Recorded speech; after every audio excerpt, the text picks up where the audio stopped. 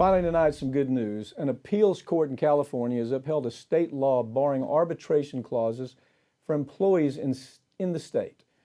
Joining me to talk about this is Farron Cousins. He's back, and we're going to talk about how the workers have been under this really oppressive arbitration clause that was made law in California. Now it's different. Tell me about it. Yeah, California back in 2019 attempted to, well, they did pass this law saying, listen, you cannot make signing an arbitration agreement part of an agreement to employment. Basically, you can't force your employees to do this or terminate them if they do not.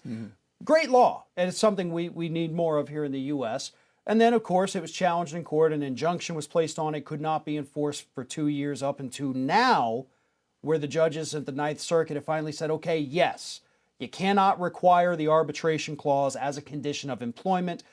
Couple other parts of the bill did get taken down, so there's not exactly penalties if you don't follow through. So there are no. It's weird. That's the problem. There are no penalties. You can do it anyway.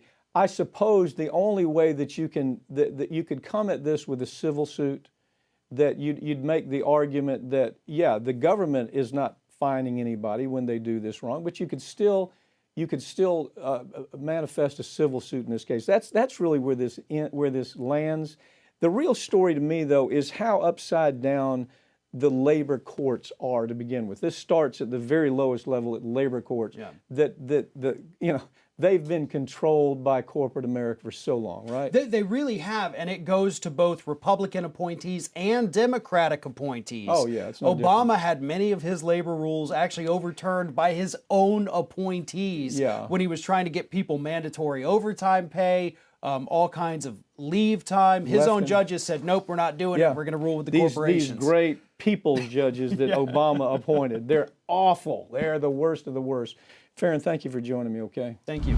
That's all for tonight. Find us on Twitter and on Facebook at facebook.com/RT America's Lawyer.